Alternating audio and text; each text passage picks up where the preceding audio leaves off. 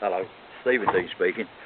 I'm always pleased to find the more simpler explanations within the pages of A Course in Miracles, because as we all know, the message can be somewhat convoluted and complicated, but within its pages can be found the odd phrase or paragraph which is very straightforward and easy to understand. Now this, from chapter 1, The Meaning of Miracles, this is part 6 of The Illusion of Needs. Part 6, paragraph 5. And at the bottom, number 4 of paragraph 5, is this small verse. Perfect love casts out fear. If fear exists, then there is not perfect love. But only perfect love exists. If there is fear, it produces a state that does not exist. A bit of a conundrum, that. It goes on to say, believe this and you will be free. So the key to freedom is in that phrase. Perfect love casts out fear. If fear exists, then there is not perfect love. It's more or less saying, well, it's not more or less it's saying, but definitely, you can only have one or the other. You either got perfect love or you've got fear. Because the love can't be perfect or complete if there's fear mixed in with it. It's not perfect love then, is it? As it goes on to say, but only perfect love exists. If there is fear, it produces a state that does not exist. Only perfect love is real. If it's perfect, there can't be fear amongst it, otherwise it's not complete, it's not perfect. So if fear is there, it produces a state that does not exist. It produces an illusion. As it says, believe this and you will be free. So life is an illusion.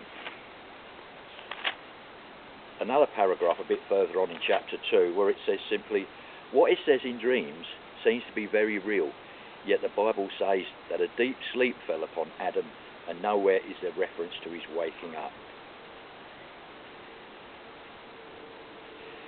As I've said in a previous video, Adam is Hebrew for man. And from the second that he fell asleep to this present time, it is all a dream. Eve, Cain and Abel, all of them. From that moment on, it's all a dream. It goes on a bit further on to say, the escape, our escape from the illusion, is brought about by your acceptance of the atonement. Atonement is just another word for undoing or awakening, which enables you to realise that your errors never really occurred. Like you're just dreaming, nothing happened, you just dreamt it. Only after the deep sleep fell upon Adam could he experience nightmares. If a light is suddenly turned on while somebody is dreaming a fearful dream, he may initially interpret the light itself as part of his dream, and be afraid of it. However, when he awakens, the light is correctly perceived as a release from the dream, which is then no longer accorded reality. It's like sometimes when you're in the middle of a nightmare and you awaken and you can hear, say, like the alarm clock going off, and the alarm clock is incorporated in the dream like a fire alarm or something. Then you wake up and realise that the bell was nothing to do with whatever you were dreaming about, was actually just on a clock by the side of your bed. It became part of your dream momentarily. And what it's saying is, as we awaken from the dream, parts of what's going it, parts of it we can still perceive to be real before we realise that it's not. That it's not realised at all. And it's that realisation that it's not real at all is the awakening. As I said, it all still looks the same, except now you know it's a dream. People have said to me that it's dangerous, or some people have suggested that it's dangerous to teach that life is actually a dream, because some people may take advantage of this and go around doing nasty things because they know it's a dream. Well, that can't happen. Because the state of mind required to realise it's a dream is not the state of mind that allows people to go around doing such horrific things. The people who awaken are not the sort of people who do that sort of thing.